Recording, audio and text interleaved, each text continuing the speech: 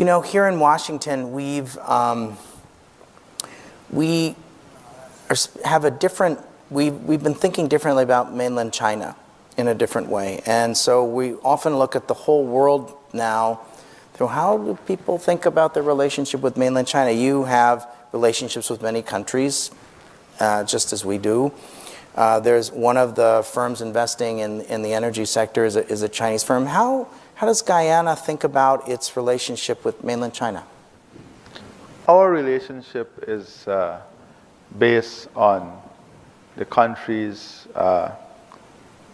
ability to move its development path forward. It's based on ensuring respect for fundamental principles, ensuring that we support common values. And China has been in the region, CARICOM, Latin America, for a very long time. They have supported the development path of many countries. They've supported the development path of Guyana. They've invested in different projects over the years, as has the United States. And we have been encouraging the U.S. to become more aggressive and to take a more strategic space, a place in this space in the region. But the truth is, we cannot look at the relationship of China in countries in the region without looking at our own position, and I'm speaking from a country perspective. And one of the important discussion at the Summit of the Americas was the priority that the region occupies in the foreign policy and mindset of the U.S. And there is a great view in the region, and this was before the Summit of the Americas, that there has been some amount of neglect for the CARICOM region by the U.S. That's the truth. You're right. And that was officially raised.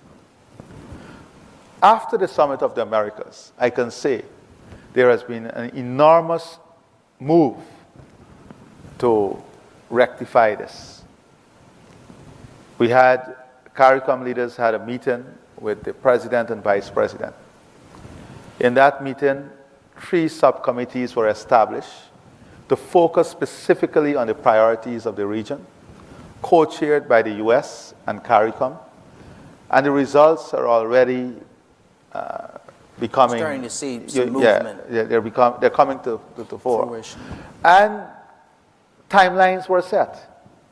So I think that the U.S. acknowledges, and they have done this with the leaders, acknowledged that there was some resetting that was required, and I'm very confident sitting here that that process of reset has started.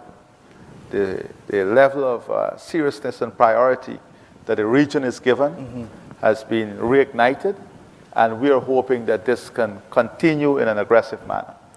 And that is why people like Ambassador Sarah are so important in the process. Totally. Because they are the ones who have to drive this process. And we're seeing that. I mean, look at this week here. We have been able to accomplish very strategic things, some things that are historic.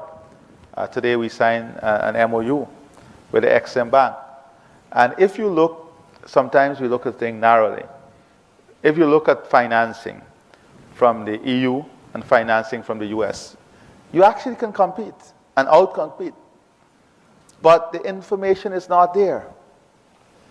The access and spending time presenting the opportunity is what is required. And that is the platform that is unfolding